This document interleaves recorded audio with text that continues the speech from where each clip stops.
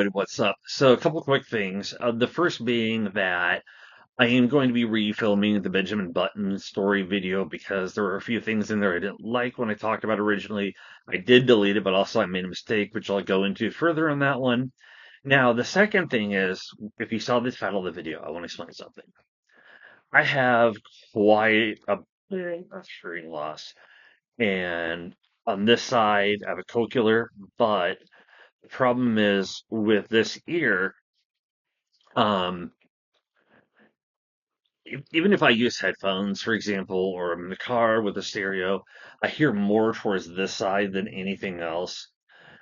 I would also have to plug my phone into an audio jack, and I find those don't work very well for me. So, nothing against people who like audiobooks. I know people who have sight impairments, learning disabilities, and I know people who don't have time really because of kids and that to really listen to the books. And they may listen to the car when they're running errands or whatnot. So I do understand that. Now, I do use digital books and physical books. With physical books, that one is a little bit more difficult because they take up a lot of space. Um, we have a library in the area, but here's kind of one of the things that I'm staying away from the libraries because, unfortunately, with a lot of states banning books, you worry about the library going to be hit next, and even their online service could something be taken off.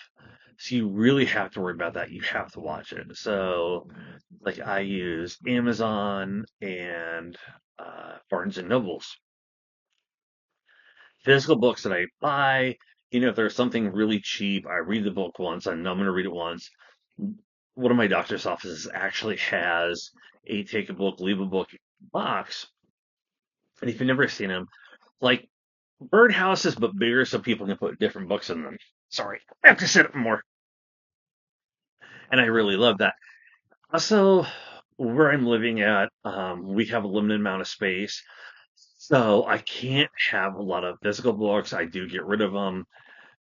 And I'm fine paying for the books and then donating them because I really think that that's a really good idea. And the biggest reason for that as well is like if I go into eBay, another used book place, because like I'll price all three. Barnes and Nobles doesn't have a lot of used books at times, so I'll bounce between the two. I'm actually gonna have to use Internet Archive for one book I want to read because it's over $40 to $50 for even a used copy. And I'm like, I'm not paying that much. There's no digital versions of it on Amazon or Barnes and Nobles, and I doubt libraries would carry it because it's a much older book. It's one that I found out from a coworker and friend uh, on Facebook who said, yeah, it's a great book, but you have to do that. Part of the other problem is with books, and especially like online books, sometimes you can get them a little bit cheaper, even from what you can find a used copy as. I'll give a great example of one. A friend of mine on Facebook was talking about how they had read the book Who Plugged Roger Rabbit, which is the basis for Who Framed Roger Rabbit. But I'm going to say, first of all, Who Framed Roger Rabbit is much better than the book. Not by far, but a lot better. And I'll get into that at some point. $150 to buy an actual physical copy. When I got my first e-reader, I want to say maybe somewhere around 13 to 15 years ago, give or take, it was like cheap Sony one, I want to say. I don't have it with me. I was able to buy the book through the service for like $5. And there's places where they have like a lot of stuff for free. And I'm going to be going that in another video. So that is another part of the reason why I like ebooks. One of the real issues, though, with ebooks, obviously, is that, yes, you can buy it for Kindle Unlimited, but the problem is, what if they take a book down? Versus where they lose the rights, and author decides, hey, I want this taken down. a lot of different things like that. And so I have to be careful of that. If I can find a book that I want that's cheaper physical, I'll obviously buy it. I think I got really quick when I was going through a lot of books. I've got more books I'm going to donate simply because they're not part of stuff that I actually want to really keep. Things like I said, about three or four good size cloth bags like Walmart or Target that I just donated to this Build a Book thing. Sorry, donated, take a book, leave a book, and stupidly donated two books without thinking about it. Backyards Ballistics and Office Warfare, which I probably shouldn't have because I was talking to the receptionist. She goes, "Yeah, one of the books they talked about building something." She goes, "We really couldn't have that." I said, "That's cool," and explained that I wasn't thinking about it. Plus, it had been years since I read them, so that's part of it. The other thing with ebooks, the biggest problem is because a lot of them are DRM and Amazon is making changes to where you can't really, uh, I think maybe I'm wrong. I don't know. I could be. I've heard Amazon is might be making changes to where you can't share books like through an account. I know that they're making changes to where, you can't ship stuff different addresses. I might have misread the article, but it could also happen if I'm wrong. So that's one of the other things, kind of like with Barnes and Nobles. BookBub is a really good program. I bought a book. I'm like, oh, this book will never go on sale. Then it did. It was The Stepford Wives, one that I've really been wanting to read. But if it's good enough, I'll donate it to the program.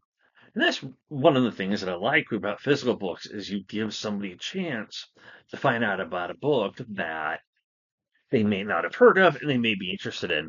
I do actually have a couple of books I also can't donate because they're older books and because of language. There is a big problem with that. I don't want to offend anyone.